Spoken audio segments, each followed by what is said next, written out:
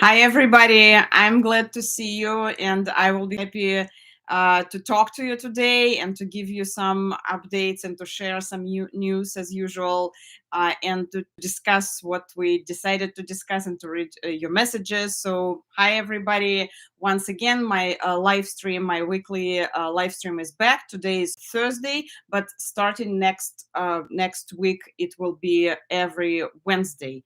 It's just, first of all, I apologize that there was no live stream last week due to some technical reasons on my side.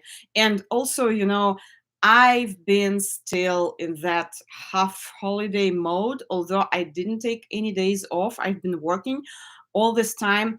But I'm from Russia, and then I lived in Ukraine. And although I've been living here, uh, almost for 7 years already, I still have some old habits. It's hard to get over, and if you will.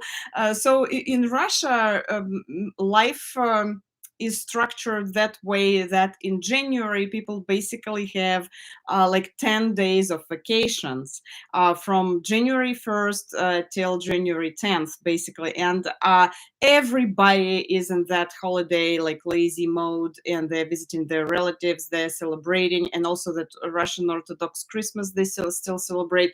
And it was kind of the same way in Ukraine, very, very similar when I lived there. So several years ago. Now, of course, it's very different, and we talked about that, about how the calendar was changed and about the traditions, Christmas traditions and New Year traditions. We talked about that in my previous live stream. So I think I told you guys before that I kind of celebrate like both Christmases.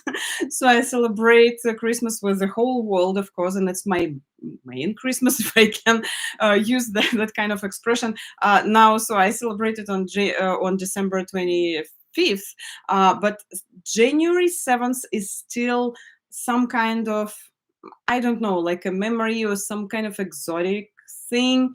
I don't like celebrate much, but I still have it on my calendar, and I would go to the church. So it's not that significant that it used to be for me, but it still has. It's still like a little bit in my life, but not as a main day of celebrating Christmas. More just for just to go to the church, I would say. And my friend was visiting from Iowa. I had, although I was working all this time, so I had a lot of work and a lot of stuff to cover, as you can guess, because a lot of things are going on in Russia and in Ukraine and related to the war. Although I was like in half holiday mode because my friend came from Iowa, and I was entertaining her, and we went to the museums, and we went to the dance because we're both Lindy Hop dancers. So we had great time. She left yesterday, and I already miss her because we had great time. So today we are going to talk about the role of church in supporting Russia's aggressive war against Ukraine.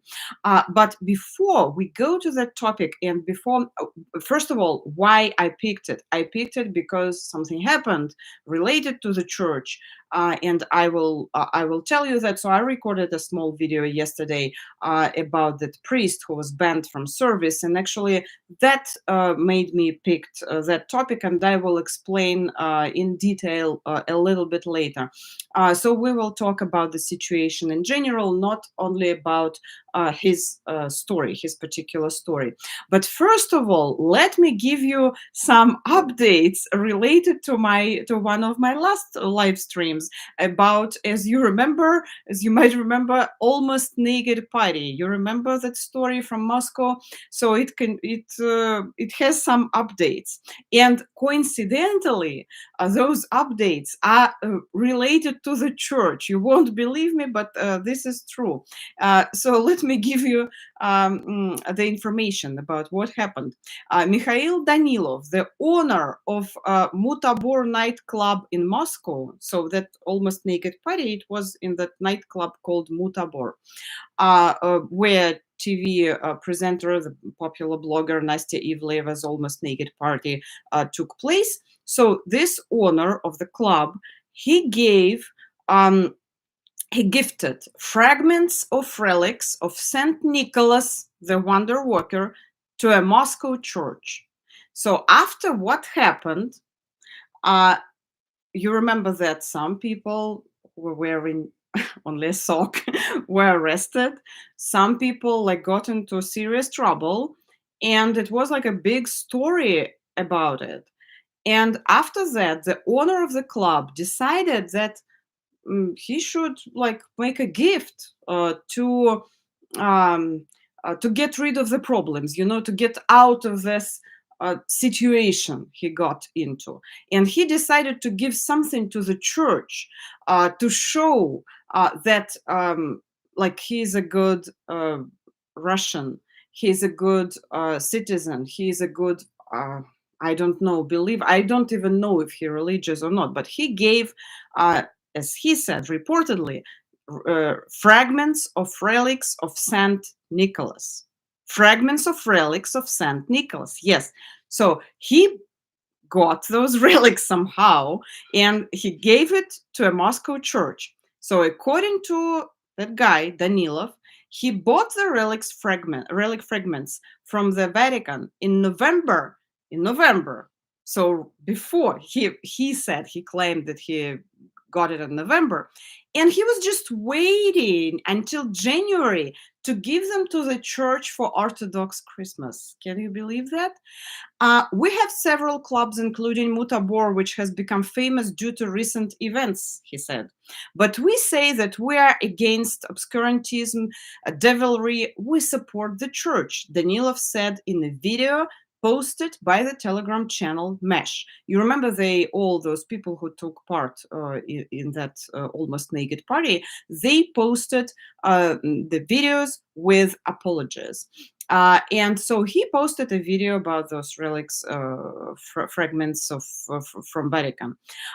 But so all that news itself, it's very absurd. But it's not all what happened.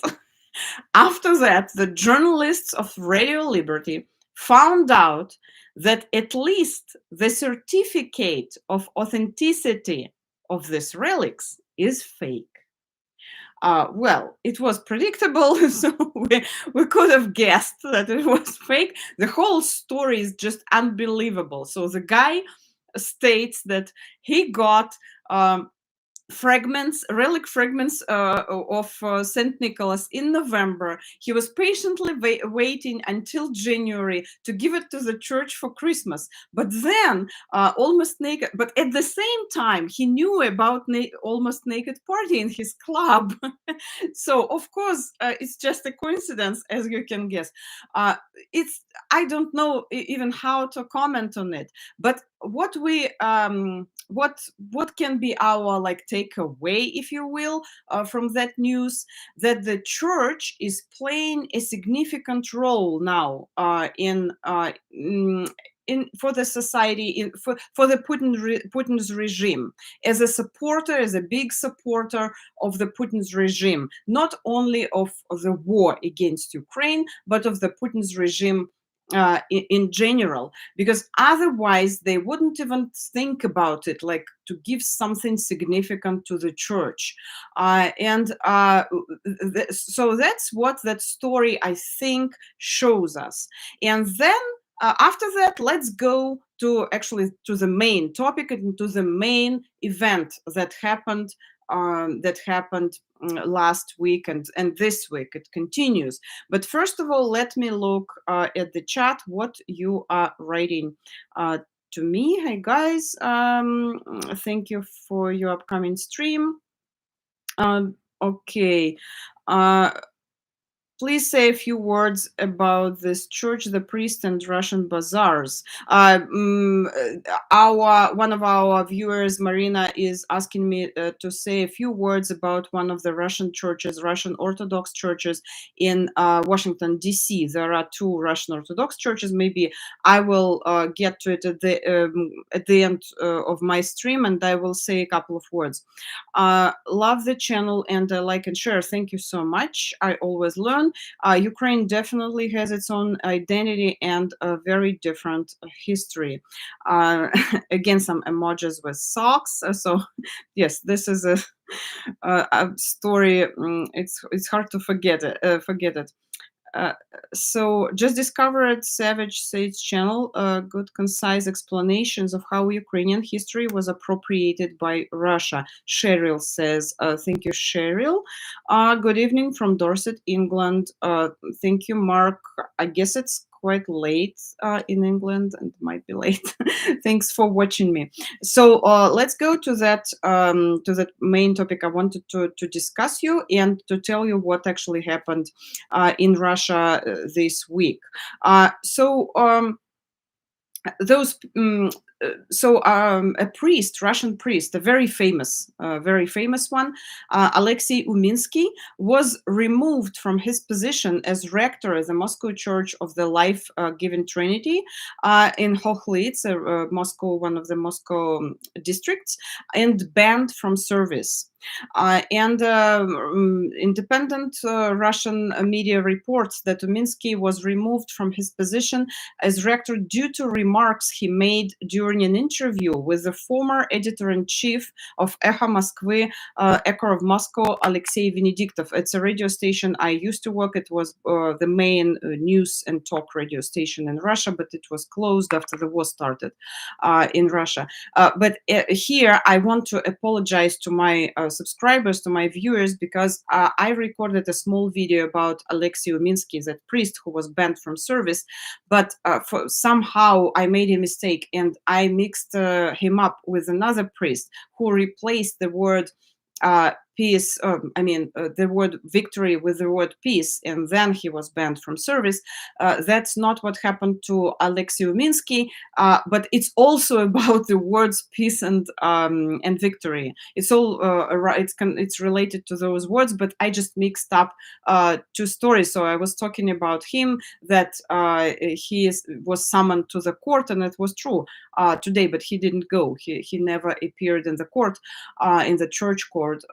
But then I mixed him up and I said he replaced one word with another, but that was another priest. But what he did and what actually led into the situation he got into, so that was one of his interviews, but actually not one of his interviews. He was known for his anti-war position, and it's a very, very well-known, famous, if you will, Russian priest, and he was known for his very progressive position.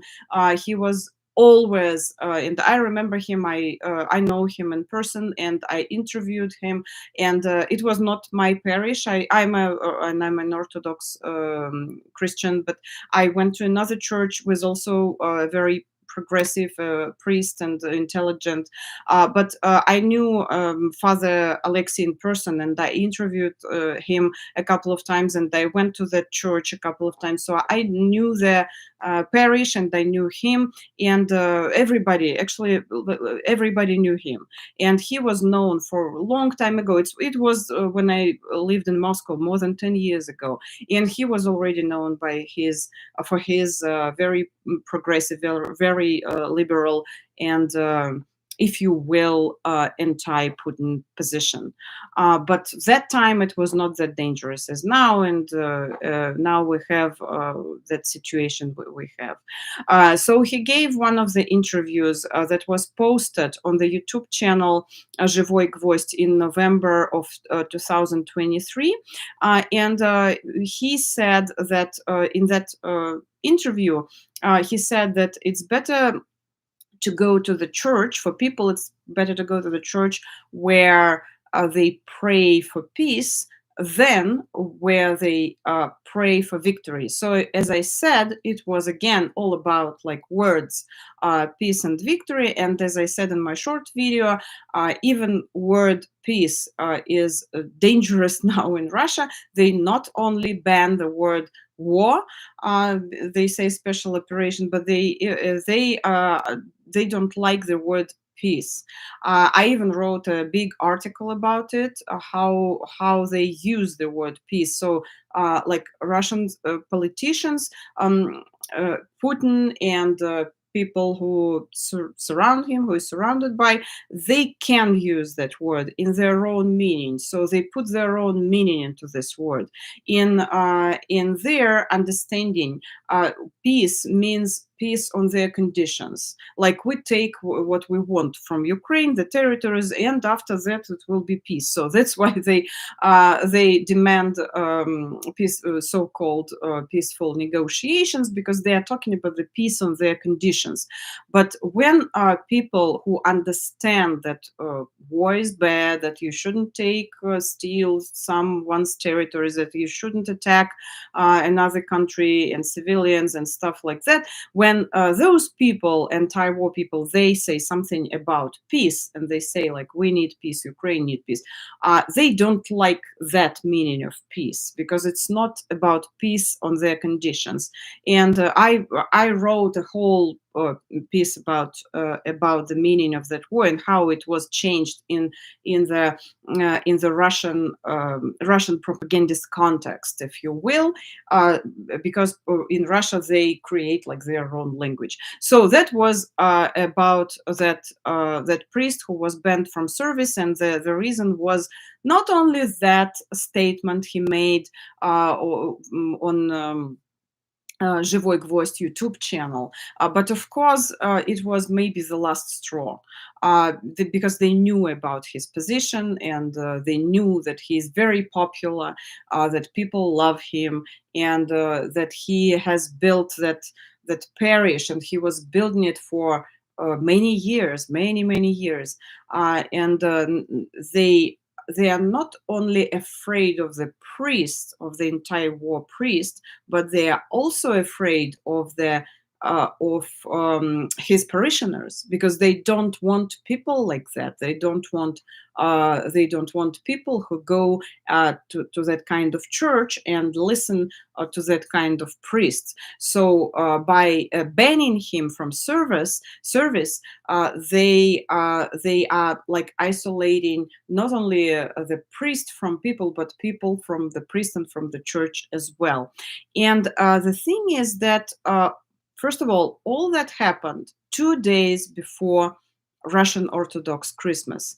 And of course, it was not a coincidence. They do things like that to make it even more cruel, to show a person like his place, to punish them. So you know how they bomb Ukraine on New Year's Eve or Christmas Eve. And that's exactly what happened in this case as well. So people were going to celebrate Christmas. They were going to pray in the church. They were preparing. And 2 days before, on January 5th, so actually 1 day before the Christmas Eve, they ban the priest from the service. And they very quickly, immediately replace him with another one. And guess whom? There is a priest in Russia. He's also very well known. So if you ask some people like on the street, give me some names of the priests in Russia, his name will appear maybe the second or even the first, because he is very well-known priest, but he is infamous priest, if you will. So he's exactly the opposite of Father Alexei, who was banned from the service. His name is Andrei Tkachov, and he's actually a former Ukrainian priest. So he lived in Ukraine, he served in Ukraine, but in 2014, he moved to Russia, and he became a Russian patriot, a Putin's patriot, Putin's supporter, and he supports, fully supports, and openly supports Russia's full-scale invasion of Ukraine. So he was quickly, in one day, appointed as rector of that church. So on Friday, before Christmas, according to that calendar they use in Russia, on Friday, Father Alexei was declared banned, and the very next day, on Christmas Eve morning, Tkachев conducted the first service. So can you imagine? It's just very like this. He conducted the first service in a new place, and he even delivered a sermon with very characteristic metaphors. He said, "We're soldiers. We obey the commander. General Jesus Christ leads us where we need to go."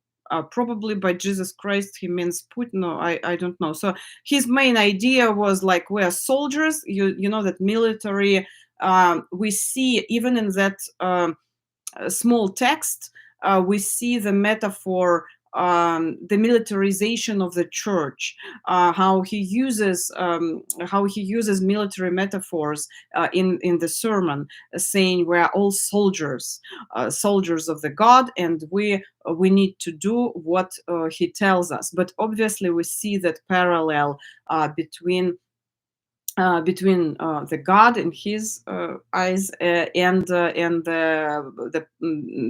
political leader, the president, who like a father figure for Russians, like Stalin was, and he says that people need to obey him and go where he leads them. But in a few days, people collected, I guess, parishioners and just people who knew Father Alexei. They collected about 10,000 signatures under a petition for the return of Alexei Uminsky. However, almost all experts say that it won't play any role, and they don't believe it might help, and they don't believe that Patriarch Kirill will even like read it and do something about it. So they made up their mind already, and they have made the decision about this church and this particular priest. And by the way, when I lived in Russia, I went to a couple of churches. So I was a parishioner of the couple of churches, and I was actually baptized very late when I was 16. So it was very like conscious, and my whole family was baptized. So my mom was 33 or 30, I forgot. Yes, so I was 15 or 16, and my mom was 37. And so and my brother was baptized, and so the whole family. And after that, I went to the church where I was baptized, and the priest, the rector of that church, was very. I always liked him a lot, and I trusted him, and I had a lot of respect to him because he was very progressive, intellectual. So I felt that he was like a modern person. He was not like stuck in the past. He very wise, and he was kind of in opposition to the current regime. But all that was before 2013, 2014. Then I moved to Ukraine, but I would go to Moscow, of course, to visit my family. And when I went to Moscow to visit my family, I would go to the church. And at some point, I stopped going to the church because when the revolution of dignity in Ukraine happened, and then Crimea, annexation of Crimea, and then the invasion of Donbass, he supported it. And it was such a surprise, like a very negative surprise for me, because I didn't expect it from him. And he turned out, when Ukraine happened, he turned out to be like a Russian patriot or something. And he saw me as a traitor of motherland or something like that. And so I stopped going there because I just didn't want to have any those conversations with him, and I was really upset about it. But and then I switched the churches, and I went to another church where there was a very and I'm still in touch with him, a very progressive young priest, and he was I could trust him in that area, and the parish itself was very liberal and also very progressive. So I was happy with that church. But then they put him into like far away. They sent him far away because they probably knew about. He was never like very much in opposition. He was not giving any like very open statements, but he would let people know what he thought. And at some point, they sent him like far away in the suburbs to serve there, and people would still go there to be with him because he's a really good priest. And I lost track of like where he is now, but I think he still serves, but I don't know how like he deals with all this stuff. From what I know, he doesn't have he does so he can't serve if he makes any like open statement about the war, but at least he doesn't make any statements. Some priests are required to make, like to support the war, to pray about victory and stuff like that. And so he avoids that somehow. So as far as I know now, he still serves in Russia. So that's it was always very important for me, and especially after 2013, after 2014, when I moved to Ukraine and when all those events happened. So it was very important for me to go to stay connected to the right church.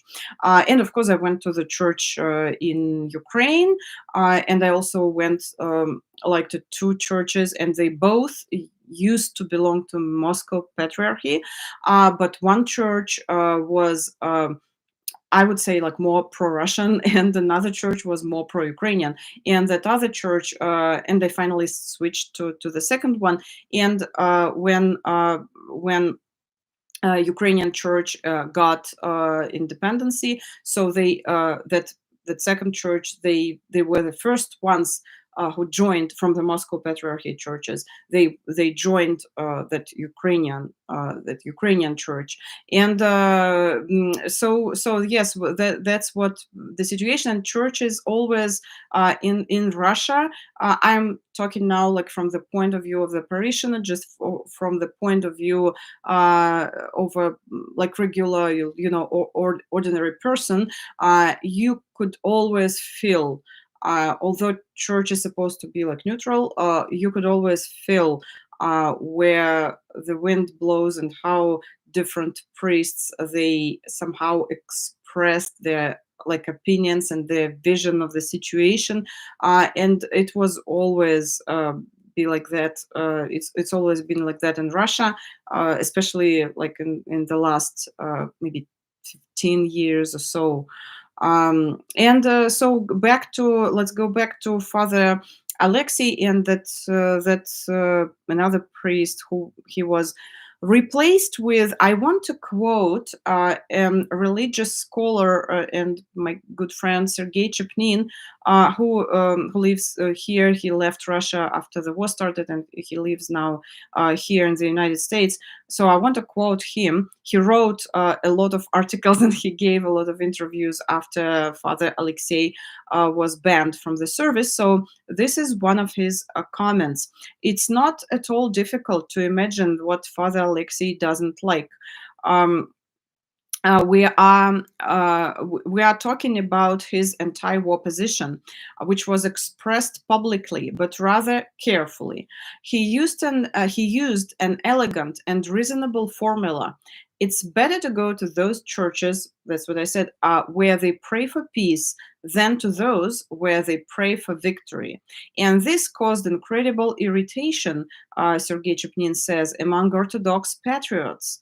The Tsargrad TV channel, this is a channel owned by so-called Orthodox oligarch Konstantin Malafeev. So Tsargrad TV channel and all those political commentators who were lured by Konstantin Malafeev, as Sergei Chupnin says, squealed quite loudly. And apparently, here is the area of my assumptions.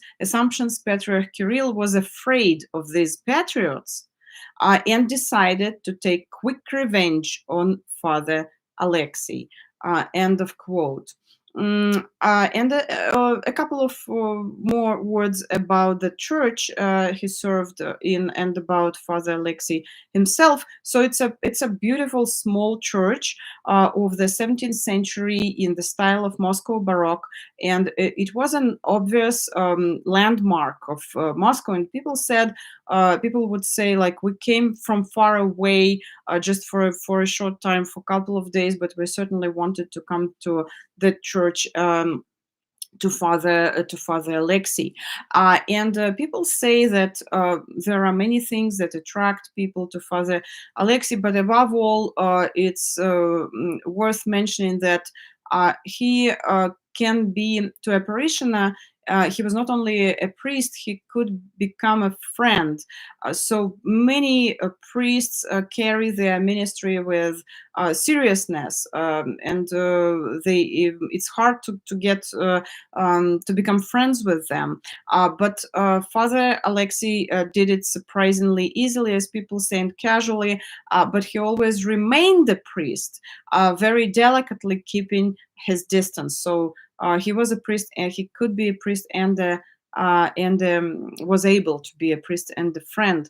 And it's a rare, obviously rare gift to be a friend while remaining a priest. And now let's talk about that another priest, Andrei Tkachov. Who is Andrei Tkachov known for?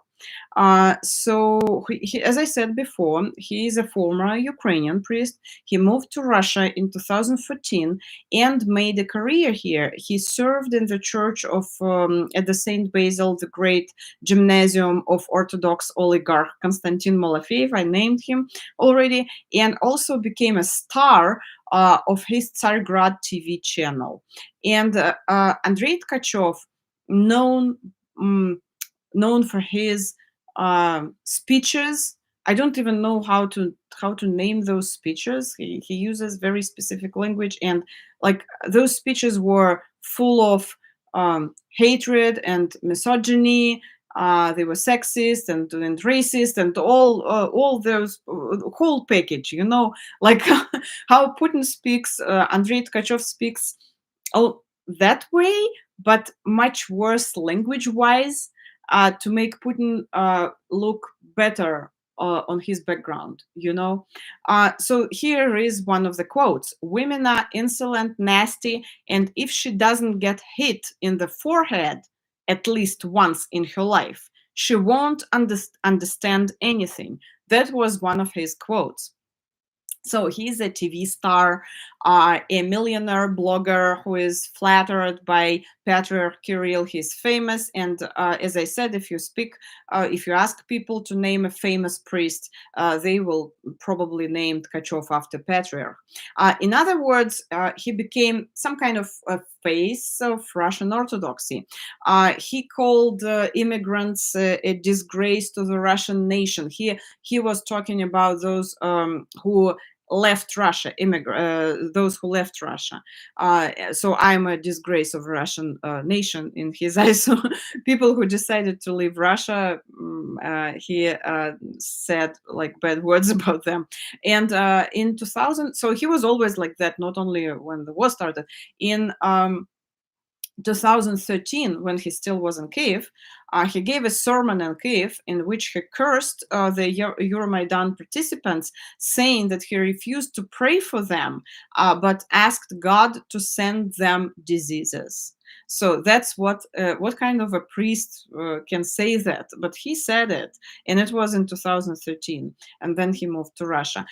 Some more quotes from Andrei Tkachев. If you are participating in a gay pride, expect flooding. A Russian should die with a smile. That is one of the main narratives now in Russia, that actually death is attractive. And death for your motherland, of course, not just any death. For Putin and for motherland, of course. And they push this narrative that Russians, they have like a special talent to die for the motherland. That's what the famous actors say, like Dmitry Pevtsov, for example. He is not the smartest actor in Russia, though. And so people in Russian propaganda on Russian TV, you can hear that narrative, like the death, the attractiveness of death. And another quote: "It's better to stay at home than to come to church in a mask." That's about COVID, because he was like denying COVID, and that you can pass the disease. And by the way, I went to Moscow in the middle of COVID, and I went to the church, and I was terrified. And it was like in the middle of the spike of COVID in Moscow. Everybody was sick, and I needed to visit my mom, and I was so scared. So I was wearing a mask everywhere, and I went to the church. It was before the war, of course, but people were not wearing masks. I was the only one in the church wearing a mask. And then I watched how people were taking a communion. I go to the church here, and I know that during pandemic, the communion, the rules of communion were changed, and the priest would change the spoon. So every parishioner had his own spoon. So people won't like touch the same spoon, you know. But in Moscow, there were like a church full of people, and they were touching the same spoon, taking the same spoon. And I was just terrified standing there in my mask, and it was in the middle of COVID. But this guy, Andrei Tkachев, he was denying it. And another quote: "Turn off the TV. There will be no coronavirus." So coronavirus was apparently created by TV. You know those people, we have them here as well. There was one infamous video with Tkachев where he said that was he's an expert in many areas, as you can guess. So he was commenting on some medical problems, medical questions, and he said that women didn't need to go to the doctor because a religious woman wouldn't show her body to a doctor. I will rather die than show my breasts to someone. That should be like a motto, according to Andrei Tkachев. So that kind of person replaced Alexei Uminsky in the church. And people say that on the Christmas night, church was still like full of people, but they say that all those people were probably Tkachев brought with him. So he brought his supporters, if you will, like his parishioners from other churches, or just people who probably knew him from TV because he's a TV star, and so on. So people call him Zhirinovsky from the church, because Zhirinovsky, if you know, he was a Russian ultra-nationalist politician who used, if you will, very colorful language. And Tkachev's image really, I would say, I agree with that his image refers to the image of Zhirinovsky, who was a leader of Liberal Democratic Party, which has nothing to do with liberal and with democratic. It was just a name. So they both spoke in accordance with the general line of the authorities. So they both, Zhirinovsky, he never spoke like against the general official line. Uh, and Tkachov, he's doing the same. But they brought in their speeches, they brought their speeches to such absurdity that, against the background of his verbal fountain, less extreme cannibals seemed to the public quite sane speakers. So if you compare Tkachov and Putin, although the sense is the same, but how they say it is different, Putin looks like more sane than Andrei Tkachov, than people like Tkachov. So what is going on with other priests? Because there are priests in Russia who does not support the war, who wants to say something against the war, and who want to give um, uh, to somehow to give it to their parishioners. There were some stories how different priests in Russia were punished for their anti-war position. For example, Orthodox priest Maxim Nagibin has been an outcast in his village in southern Russia since the sermon he gave at his local church, St. Michael the Archangel, during the Easter service, where he condemned the Ukraine war as a crime. So he said the war against Ukraine was a crime, and he got into trouble. Those who have dared to take such a step, whether Christians, Buddhists, Jews, or Muslims, they not only faced ostracism in their local communities, but been stripped of their position, stripped of dignity, and even persecuted. Some have fled the country. Similarly to Nagibin, Orthodox priest Ioan Burdin from the central Kostroma region gave an anti-war sermon in the early days of the war. He was convicted under wartime censorship laws and fined $500, so 35,000 rubles. The following month, he stepped down from his position as parish priest.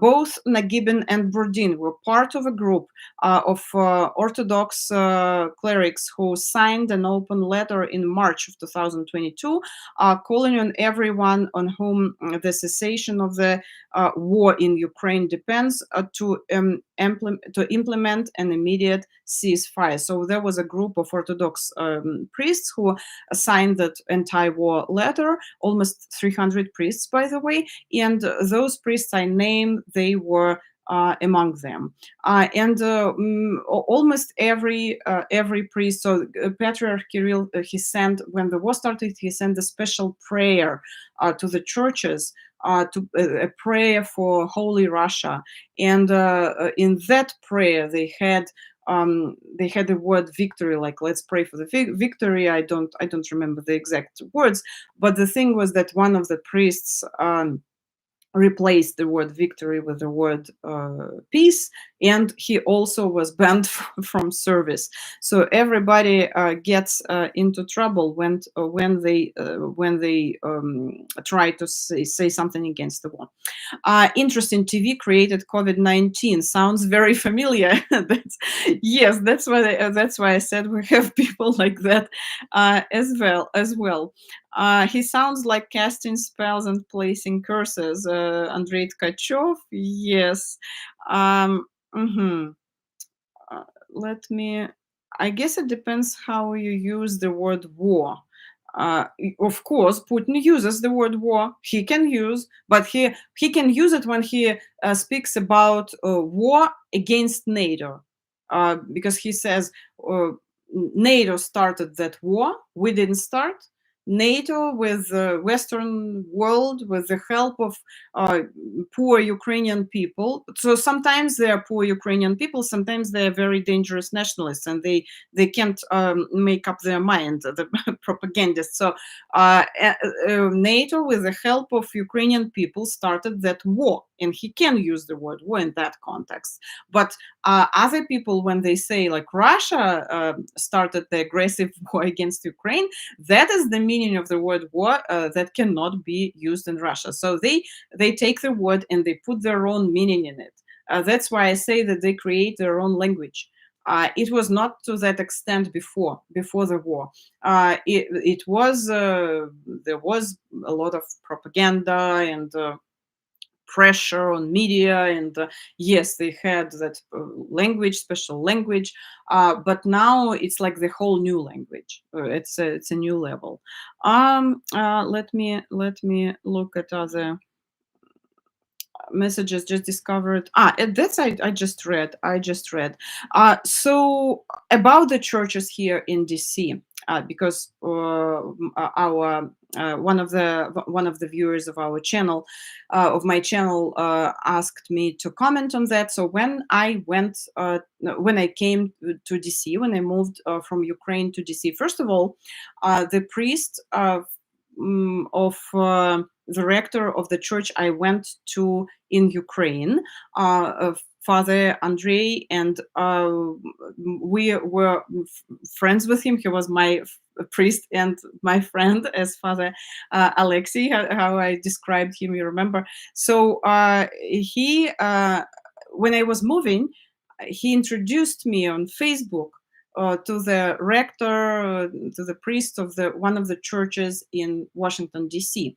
It was a Saint Nicholas church, and the priest is Father George, who is Ukrainian, and he's a great supporter of Ukraine, and the church is very supportive. They help Ukraine a lot. They speak Ukrainian in the church all the time, and it's just a very comfortable church for me to be in, to be a parishioner there. And I'm so grateful that Father Andrei from Kiev, he introduced me one day many years ago to Father George. So I'm very happy with that church.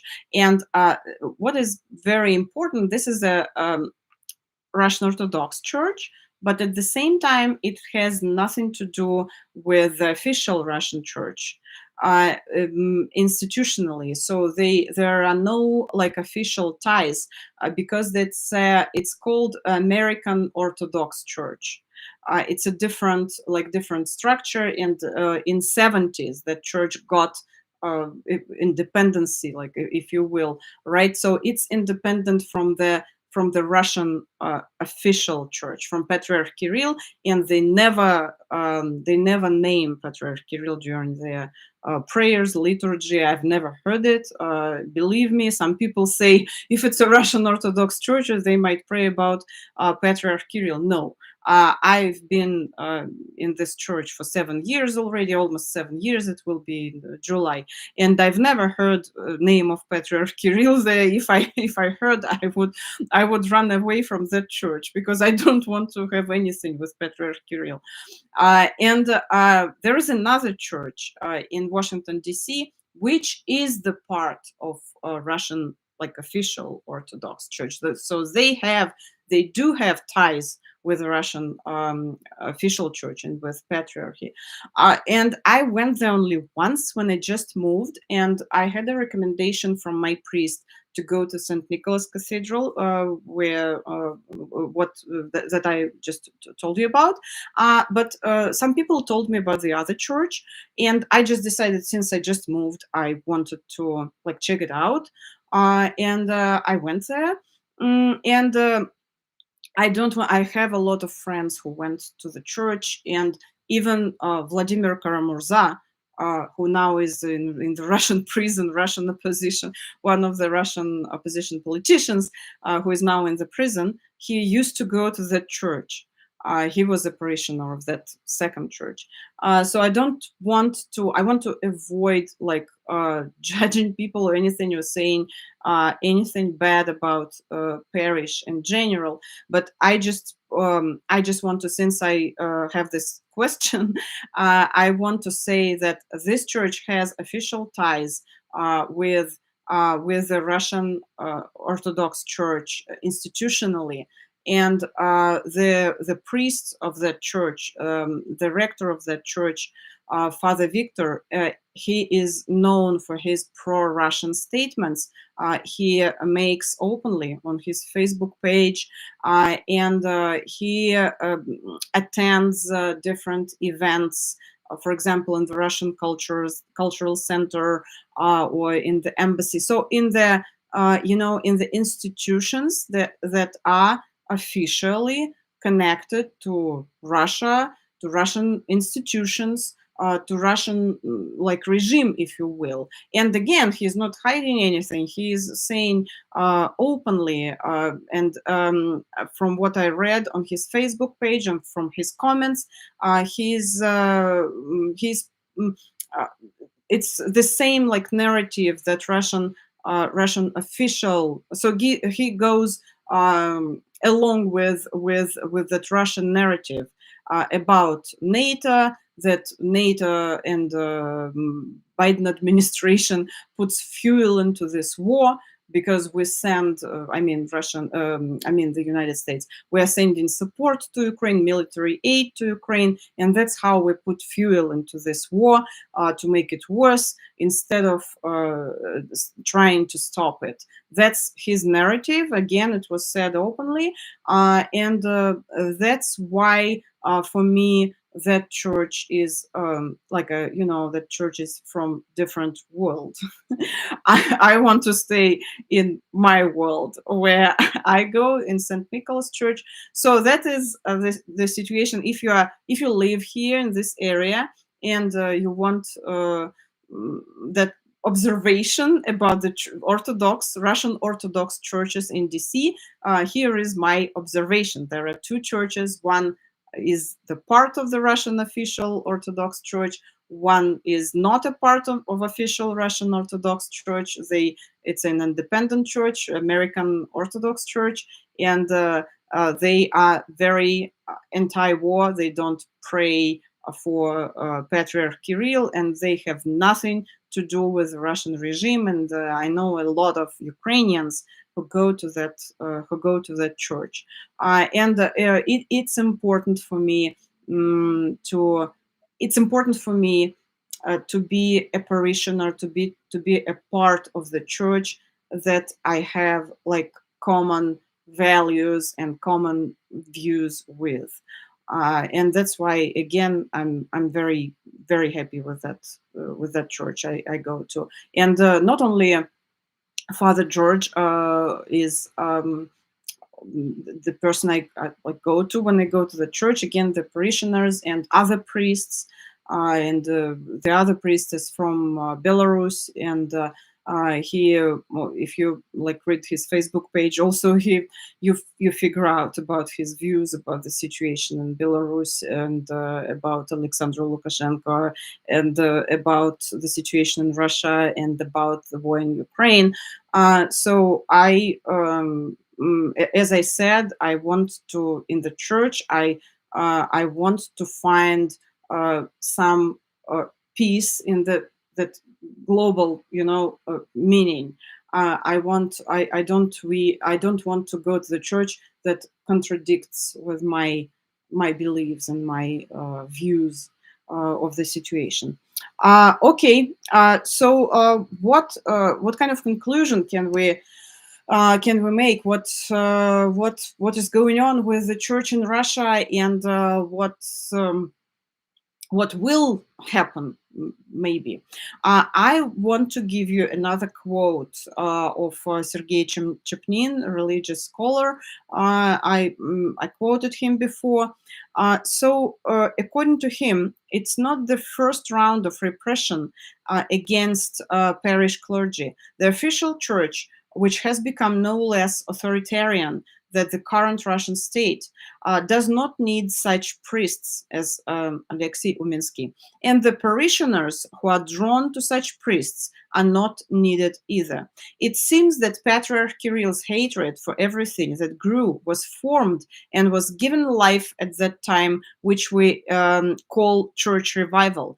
Patriarch Kirill is systematically, by all available means, destroying that rather free and vivid church which many of us came to in 80s, 90s, and early 2000 years, Sergei Chepnin says. And it's true. So you know how religion was banned in the Soviet Union, and there after that it was some kind of church revival, and people went to the churches and they were connected to them. It was a place of peace and harmony for them. Well, of course, there is a human factor everywhere, but in general, there was some kind of church revival, but it was unfortunately a very short period of time. And then the church in Russia got like really connected, tied to the regime, to the politics. It became a part of regime, a part of politics. It's not separate. It's separate on the paper, but it's not separate in real life. And unfortunately, a lot of people in Russia, first of all, Russia is not very religious country. If as I said before, for example, on there was a recent poll about that Christmas liturgy. So Christmas services were attended by only like 1% of the Russian citizens, a little bit more. Big country, so only like 1% attended the liturgies. Of course, there were people of other religions. A lot of Muslims and so on. But still, Russian uh, propaganda and Russian official like politicians, they try to represent Russian country as an Orthodox country. Orthodoxy is a dominating religion, and they try to represent Russian people as very religious believers, religious people, believers, and that is not true. First of all, we can just tell when Putin goes to the church. We can tell just by that picture, just looking at him, that he doesn't belong to the church, that he is not a believer. He is a KGB agent in the church holding a candle. And a lot of people are like that. Like they would go once in a while. They don't know how to pray. They go just to put a candle in. But at the same time, I don't have any problem with that. Each person goes to the church in their own mode. But then you shouldn't pretend that you are such a believer, and you shouldn't pretend, and you shouldn't teach other nations how to believe, and to say like other nations are not believers, like people in America, they don't have soul, and Russian people, they have soul, that they are true believers, and here in America they are all like spoiled consumers, and they think only about McDonald's and money and stuff like that. You might laugh, but that's what they say, people in Russia. And in Europe, the same way, like the Western countries are completely spoiled. It has nothing to do with the faith. They lost their faith completely. But that it's actually Russia who started to get its faith back in the late 80s and then 90s, but then it lost it again because of that connection between church and the state, between church and the regime. And Russian people are not very, as I said, not very religious. If you compare them to the Ukrainian people, Ukrainians are really religious, and they're not pretending. They are religious people. They are believers. And but in Russia, so that we have that small percentage of people who go to the church, and even that percentage of people who go to the church lost some of them already, because people say we don't want to go to the church. For example, my mom says that she doesn't want to go to the church anymore because she's very disappointed. She's very upset by what is going on, and she doesn't want to go to that hypocritical church. And so a lot of people are like my mom. They don't want to go to the church to pray because it's not a real church for them anymore, because they pray for war, actually. And the second reason they just lost their faith, kind of because of unfairness of what is going on in the world in general.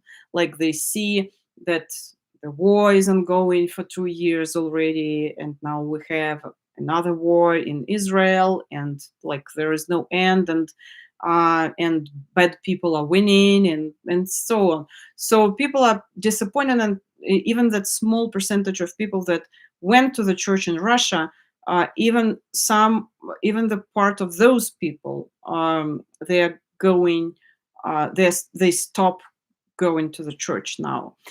So this is a very sad situation. Thank you so much. I don't see any messages. I don't know what happened to my what happened to the chat. I don't see any messages from you. So I'm going to wrap it up. If you have any questions, send them immediately because I have only 1 or 2 minutes. I've been talking for 1 hour already, and I'm kind of tired. So if you have any questions, please put them in the chat because something strange is going there. And first of all, I don't see. Oh, dear Xenia, watching from Brazil. All the best to you. Thank you so much. Thank you so much. That's how I know that you are watching and you still are able to send me a message. Thank you. Thank you for all the live streams, and you can give me idea for the next live stream. I mean, unless something happens and we will dedicate stream to that. But I'm trying to pick the topics you might not know much about, so I can give you some more in-depth information about the situation in Russia, like today, or in Ukraine, for example. So just give me your ideas. What do you want to know about? I was here the whole time minus 10 minutes. Thanks from Canada. Thank you so much. Thank you. Thank you. Listening. Cheryl is listening. Watching in Silver Spring. Hello, Silver Spring. I'm not very far from you. I'm in Rockville. Thanks from North Carolina. I've never been to North Carolina yet. I've been to South Carolina. I gave a lecture at the university a couple of months ago. Yes. And I completely forgot, and I will tell you that in my next live stream as well. I will remind you. So I will give a public lecture in Washington, D.C. on January 30th. And that lecture will be dedicated. Don't, you won't believe me, but it will be partially dedicated to Almost Naked Party again. But if we talk seriously, I will talk about LGBTQ, like hatred rhetoric in Russia against LGBTQ people, and how it was building up, how it was growing, and Putin's rhetoric, and how he feeds that narrative about the that LGBTQ people are dangerous and so on. So there will be. I know I talked about it already, but I will give you a lot of new informations and visuals, and so it will be interesting. I will post an announcement in the community on my YouTube channel, so you are invited if you are in Washington, D.C., if you want to say hi, if you want to listen to my lecture. I'm giving that lecture for the organization called Profs and Pines. And also January 30th, it's 2 days after my birthday. So if you want to say happy birthday, you can stop by, and I will be very happy. Thank you so much. I'm going to wrap it up. Thank you.